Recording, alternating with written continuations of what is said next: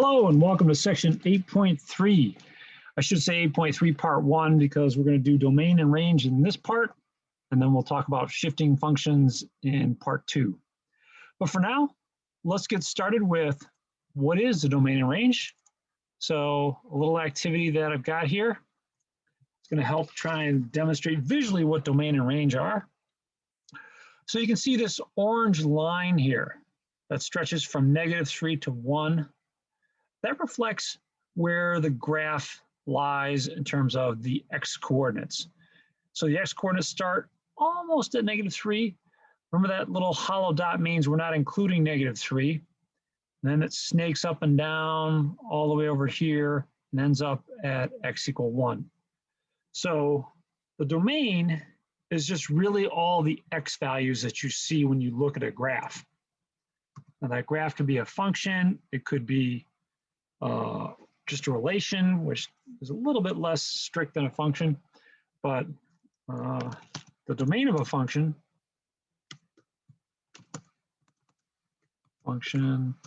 is the set of x coordinates on its graph. Cool. And you can see those x coordinates go from -3 to 1. Now, let's show you that in terms of a set. So example 1, we'll call it. So the domain is -3 is less than x is less than or equal to 1. Now I want to point out something here. Notice that I didn't include -3. Now, if you were to write this with interval notation, it'd be -3, 1, like that. So again, you're not including -3 because when you look back at the graph, there is no point at -3. It comes close to that. It comes as close as you want, but it doesn't actually touch that. So that's the domain of a function. Well, what about the range? Now you see this green bar here, and green is range is written in green. Well, what about the range? Well, if you're saying that the range of a function is a set of y coordinates, then good on you, because that's exactly what it is. Now, in this particular case, the y coordinates that you see in this graph start at -4 and go all the way up to 0. Now, it's a little perhaps misleading, not very clear whether or not the graph touches the x-axis right here at y = 0 and x = 0, that is the origin, but I think it does. So if it does, then to me, the range would be all the values of y between -4 and 0, including both endpoints. So let's take a look at that. That would be the range. And you always go from lowest to highest, so from bottom to top. So it'd be -4 and less than or equal to the y value, and that's less than or equal to 0. Now, can you jump ahead of me a little bit? Maybe figure out what the interval notation would look like here? Try and get the brackets and parentheses correct. All right, so -4 to 0. Did you put brackets on both of them? Give yourself a little round of applause. There you go. So -4 to 0. Those are the y values. Now I'm assuming that this graph actually touches here at 0. If it doesn't, then we should probably be using a parenthesis there around the 0 instead of the bracket. Personally, if I were to make a problem like this, then I'd be very, very clear about whether or not it touched or didn't touch. Okay, so that's the first one. Let's take a look at another one and try and dive deeper into this topic. So here's our next slide. And they invite you to move the endpoints of the graph. So let's just kind of do that a little bit, move things around here. And you can see that this orange shadow kind of casts itself up and down along parallel to the y-axis, but it, it shows you where things are in terms of the x-axis. So the question to you is this orange area representing the domain of the function or the range of the function? Which one do you think? Which one of these should I select? If you said the domain of the function, then good on you. So let's actually move this a little bit, give ourselves some nice numbers, like maybe, yeah, right there. Oh, I'm not going to be able to get this perfect. That's okay. So let's go with what we've got. So the domain of this function would be from negative 5.8 to 5, because that's where your graph lies in terms of the x-axis. It starts here. If you look at this point and cast its shadow all the way down onto the x-axis, it starts at negative 5.8, goes up to and including 5. So for example, 2 here,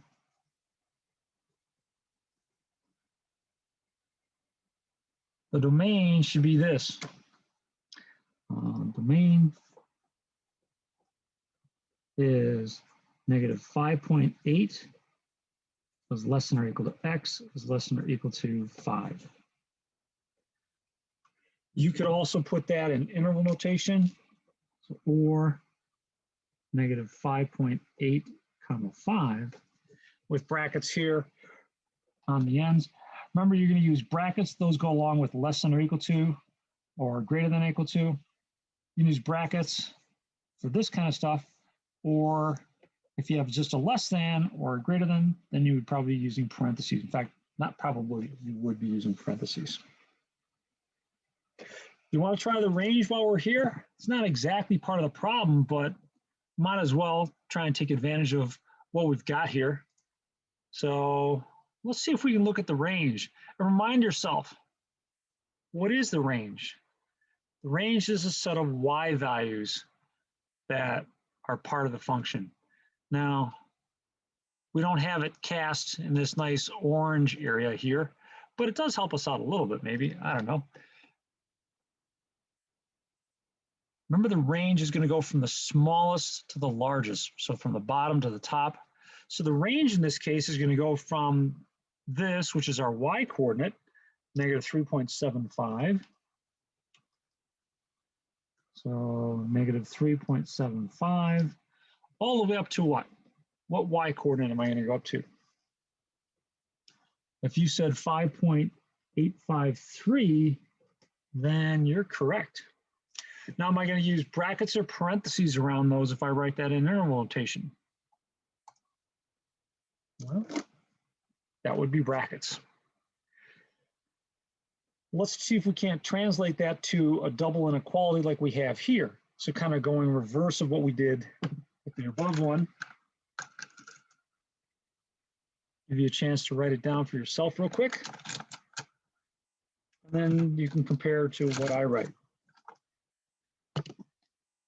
So let's see. Maybe negative 3.75 is less than or equal to x. Oh, we're just assuming that shouldn't be an x, it should be a y. Less than or equal to y, because we're talking about the range, which is your y values, less than or equal to 5.853. Make sure you have the less than or equal to on both ends there. Looking good, looking good. Let's keep going. Let me find my way to another slide. So, there we go. It says move the range, move the endpoints of the function to see how the graph changes. What does the green region represent? Well, let's see. Now, when you do this for yourself, you're actually going to move things in the x direction, but that'll also cause things to change in the y direction. So what do you think the green region represents? Well, if you said the range of the function, then you're spot on. and give yourself a moment to try and do the range, talk about what the range is. So I'll call this example 3. Let's see if you can't figure out what the range is. Tell you what, I'll just put it right here. So pause the video if you're still thinking on it. Did you use a bracket? I hope so. Negative 2.807, comma, then what? 5.268. And again, another bracket on that. All right, looking good. Looking good. It's just the y values, and this function passes through all the y values starting down here at negative 2.807, moving up to 5.268. Beautiful. Let's keep going. Got a few more here.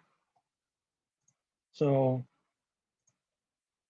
next one we're going to look at, it's going to ask us again about the domain, and let's see what we got here. So it says, what is the domain of the graph to the left? Now I'm going to give you a second or two to answer, and then we'll check ourselves. Keep in mind that there's open circles here. So that means the graph comes up to, but doesn't quite include this endpoint. Likewise over here, negative 1.2, excuse me, yeah, 2 and negative 1.2, that point is not on the graph. Everything up to that is, but keep in mind that we're looking for domain. So this is example 4.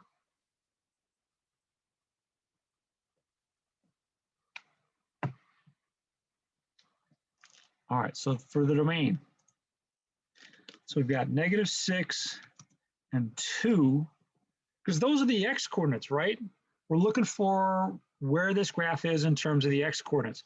So if you kind of cast a shadow from this graph onto the x-axis, it would start here at negative 6 and go up to negative or to positive 2. The big thing you got to be careful of is what notation to put on the ends. Are you including that point or not? And yes, we are. So you should have parentheses on, excuse me, no, we're not including that point. So we should have a parenthesis on the left end and on the right end, which gives us something like this. Yay, looking good there. Okay, just a few more here for domain and range.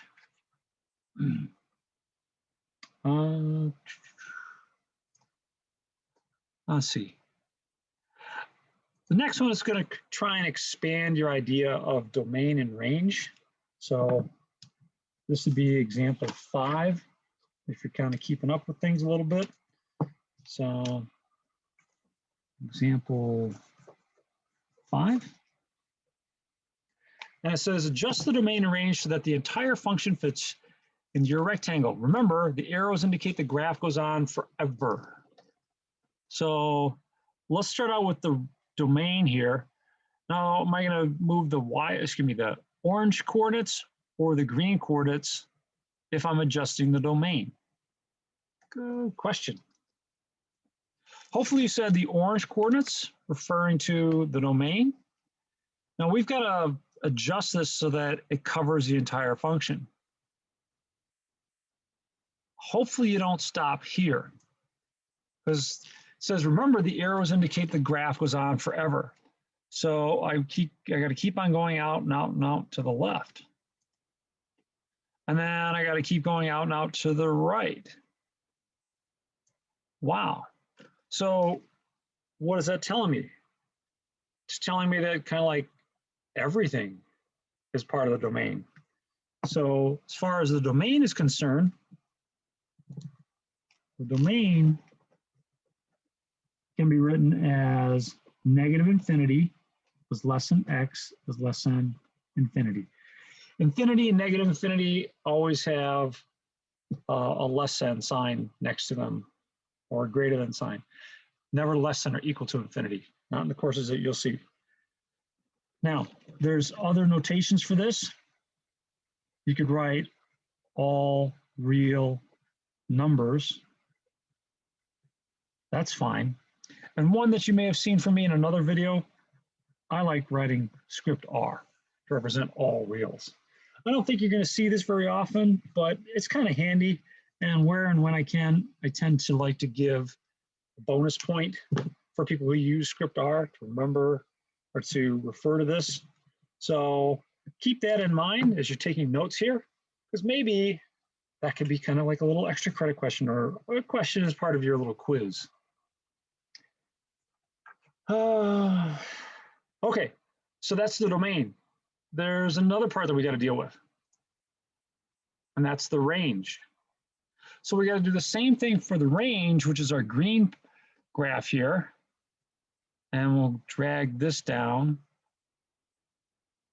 Remember, we got to keep on going down and down and down because that arrow indicates that the graph goes on forever. And up and up and up forever. So what would you say about the range? Go from bottom to top, lowest to highest. So from bottom to top, what would be the range? What do you think? All right.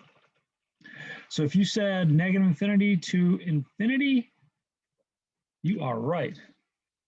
If you said all real numbers, all real numbers, that's fine too. If you said script R, bonus points for you. And actually, now that I think about it, there's one other thing that I could have written here, and that would be negative infinity, comma, infinity. So kind of writing it in interval notation. That's fine too. So a lot of different ways you can say basically everything. So that's kind of a nice function. Its domain and range are both everything. Okay, looking good, looking good. Let's move on to our next one. And I'm going to ask you in this one to try and select the graph whose domain and range is everything. See if you can't figure out which one has a domain and range of everything. And I'll tell you what I'm going to do. I'm going to eliminate one, maybe two of these for you.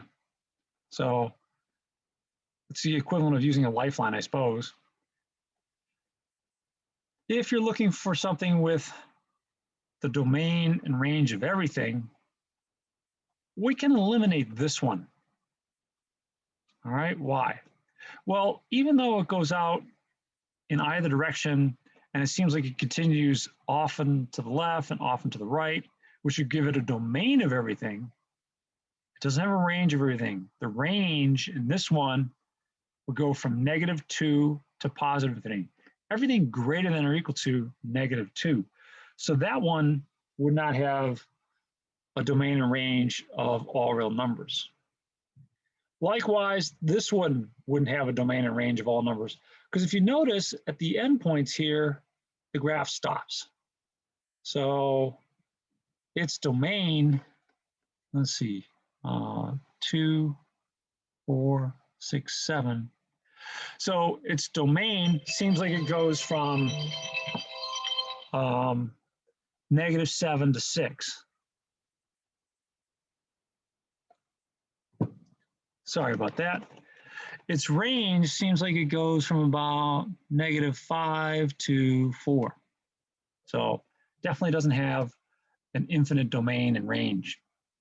All right, so I've narrowed it down a little bit for you. Hopefully you can pick up which of the remaining two it is.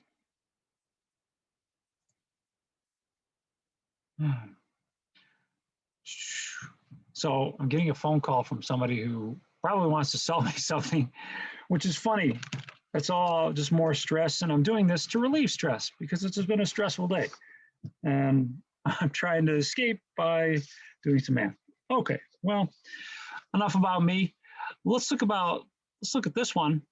And they ask you in orange to draw a graph with a domain of x is greater than or equal to -2. So what that means So first of all, I'm going to select the right color, which is orange. And then I got to start at -2. So right here, I don't have to start right on the x-axis. It doesn't matter where I start in terms of your position up and down. You just have to start at -2 and then draw a graph, any graph to the right. And I'll draw a little arrow on the end indicating that the graph continues on and on forever. And let's see, can I make that a little bit more solid? Yeah, almost looks like a tiny heart there. Okay, in green, draw a graph with a range from -5 to 5. All right, so it doesn't matter where I do this in terms of the x coordinates. I just have to make sure the y coordinates go between -5 and 5. Now I'm not going to try and get terribly fancy with this. Let me start here, a little further down. Notice that the bottom of my y coordinate has to be at -5. So I'll start here and then stop here. So my y coordinates go from -5 to +5. I should probably erase that last part because that's not really part of my graph that I want. And I'll erase that down here. It's just the graph that I have in green. And a little tiny other spot here. I'm not sure if we're able to get that. Okay. So there we go. We've drawn both graphs. One that has a domain of x is greater than -2, and one that has a range of -5 to 5. You still with me? We only got 2 more to do here. So hang tough. Let's move over to the next slide. And they ask you, what's the range? Now, first of all, remind yourselves, the range is which coordinate? Is it the x coordinate or y coordinate? Am I going to be adjusting things with the green bars or the orange bars? Okay. I think there's a lady in the back that said the green bars, and she is right. So adjusting things in the y direction. There we go. Let's take a look at the y coordinates now that are graphed in this relation. By the way, this is an ellipse. We'll study these later in the section, later in the course. These are called conic sections.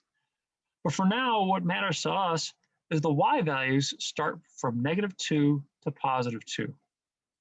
Now, when you're looking at these things, you can actually eliminate a couple of these things right away because the range is associated with the y values. So it's either going to be this one or this one. It's not going to be something with the x's. X's are for the domain. So it has to be one of these.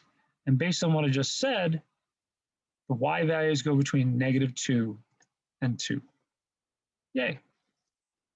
I'd explain my thinking, but I already did. So it's just the y values go from -2 to 2.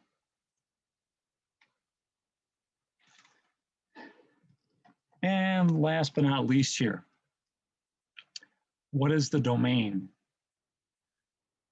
Well, which color am I going to adjust the domain? I'm trusting that you said the orange color. And that would go right up to here. And let's see, can we move this a little bit? Yeah. Now it looks like the domain is probably going to continue to go, or this function is going to continue to go down and to the left, and eventually you get out towards -infinity. So really it feels like x is everything to the left of 1. That's what it feels like, because this graph doesn't stop here. There's no little end. You can just assume that the graph continues on down towards -infinity and out towards -infinity, down in the y direction and to the left in the x direction. So let's see, what ones can we eliminate? Well, on the top end of things, the x values go up to 1, not 2. So I'll eliminate both of those. Now, are my x values greater than 1 or less than 1? Well, everything here to the left of 1 is going to be less than 1. Not less than or equal to, but less than 1. Yay. All right, so there's kind of a quickie little review over domain and range. Hope that that's helped you out. It should get you a good start on your homework. And good luck with this.